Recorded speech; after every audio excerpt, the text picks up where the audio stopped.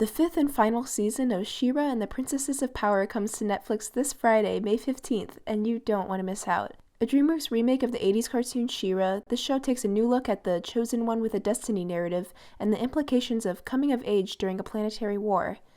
My name is Ricky, I'm one of your newer hosts, and I got the chance to watch the first 10 of 13 episodes to make this spoiler-free review of She-Ra Season 5. Season 5 picks up in a post-alien invasion world, where the old villain Hordax creator Horde Prime lays siege to Etheria. As always, the Princess Alliance is there to meet him at the front line, but the stress of Glimmer's abduction and the looming conquering of the planet turns up the pressure a lot. The focus is steadfast on the fight to be free from Prime's rule on the plot level, and on change and self-discovery on a thematic level. Still, they managed to introduce some new characters and friendships, some of which are absolutely delightful. There's a different tone this season, since the stakes are higher than they've ever been. The fight is no longer just about one planet. It's an intergalactic struggle. Still, there's room for some levity and lighter moments, and even a song. But at the end of the day, She-Ra is about relationships at its heart. On one hand, we have Catra and Glimmer on Horde Prime's ship. They'd never spoken before except for from opposite sides of a battlefield, but they have a lot in common. They're both leaders of their respective sides of the war, and they've both been best friends with Adora. Now, they're alone together, which creates an opportunity to actually explore their relationship face to face for the first time. They've always been foils to one another, Glimmer the princess who came from everything and lost it all as she rose to power, and Catra the nobody who gained everything through power but still wasn't happy. Now, those similarities and contrasts will really get to shine. Meanwhile, Adora keeps fighting the good fight, but since she broke the Sword of Protection, she can no longer use it to transform into She-Ra. There was comfort to knowing that she had the power to handle anything, but she lost that faith as she learned more about what She-Ra was really meant to be. Season 4 culminated in Adora rejecting her quote-unquote destiny by shattering the sword, so her challenge in the 5th is to figure out who she is now that no one can do it for her. She's struggling without that image of herself to hold on to, the certainty that came with being chosen and having a destiny laid out for her. Her other friends are also feeling the weight of She-Ra's absence. The princesses and their allies are under a new kind of pressure, a sense of hopelessness that comes from being greatly outnumbered. Last season, we saw a shift in the long-lasting friendship between Glimmer and Bow.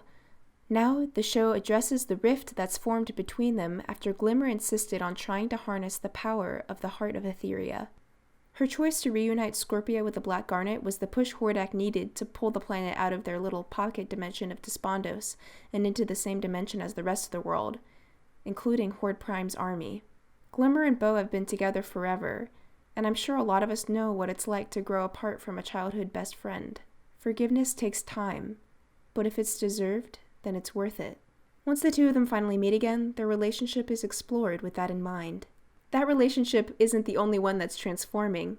Just like how She-Ra was the heart of Etheria, the relationship between Adora and Catra is the heart of this show. In a recent live-streamed Q&A, showrunner Noelle Stevenson said that she'd put a ton of thought and effort into crafting the perfect interaction between the two driving forces of the show, Adora and Catra. And from what I've seen so far, she delivered. She-Ra's inciting incident was Adora finding that sword in the woods, leading to her separation from Catra. That separation has left us wondering from the beginning if and how the two would be reunited, and the newest season answers that in a way I felt was really satisfying. Catra faces her past mistakes, and she and Adora navigate a new unknown. These two have been kept apart and turned against one another, first by Shadow Weaver, and now by Horde Prime.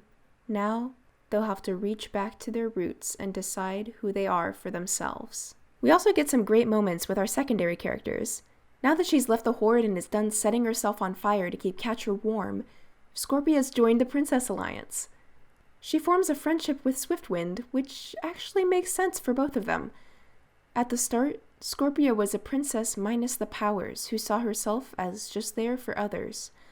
Now she's finally connected with her runestone, the root of her power, and she also gets to address her self-confidence issues in a way that I really appreciated. Entrapped is back in the game as well, and she couldn't be more thrilled at the prospect of a space rescue mission. She's a brilliant scientist, and we know that.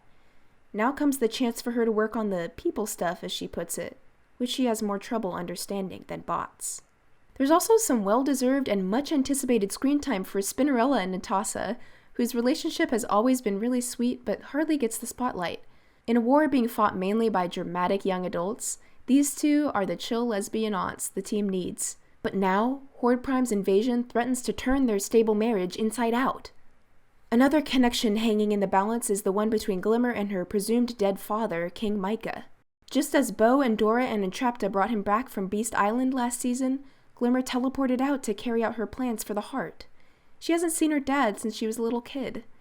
Now, they each bear a huge responsibility to their kingdom and planet while eagerly awaiting their reunion. Neither one of them is sure what the other will be like, as we've seen before with Glimmer and as we get to see with Micah in Season 5. Bound by their connection to Micah, we also get to see his sister Castaspella and former mentor Shadow Weaver.